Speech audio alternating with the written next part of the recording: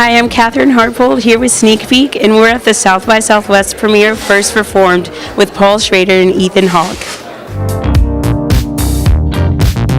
You've starred in a variety of films over your career, and I was wondering, how was preparing for this role different than preparing from any of your other roles? Well, in the life of an actor, you spend a great deal of time trying to fix scripts.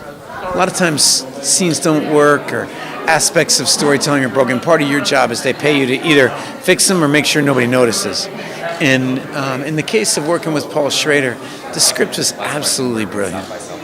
I mean, I was making this movie during right after the inauguration, and it was a time period where I felt there was a huge amount of confusion in people about where to put their confusion and anger and disorientation about what was happening. And Paul's script kind of was speaking directly towards that, and it made us all feel really proud to be able to be working on something that was asking such interesting questions.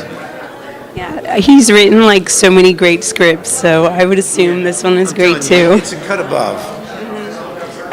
Okay, and also, what research did you do? Because this is a pretty dense role, and so I was wondering if you did anything specific to prepare for it, as far as what you looked at, or.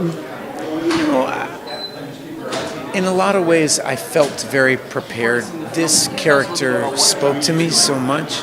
I felt ready to play it the second I read it. I hope that doesn't sound lazy or anything.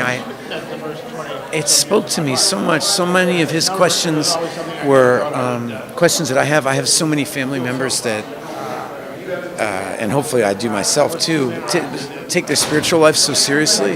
My grandmother always wanted me to be a priest, and so I felt ready for this part when it came to me. I was grateful that it was the right time in my life. That's really interesting. So what are you hoping that the audience leaves feeling after they see this movie?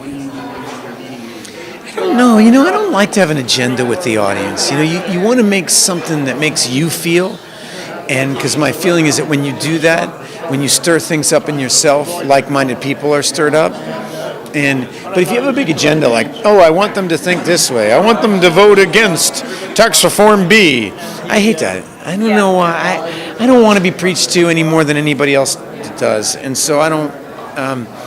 I love when movies ask questions that make you think and make you ask yourself what you believe. And so I have a lot of faith.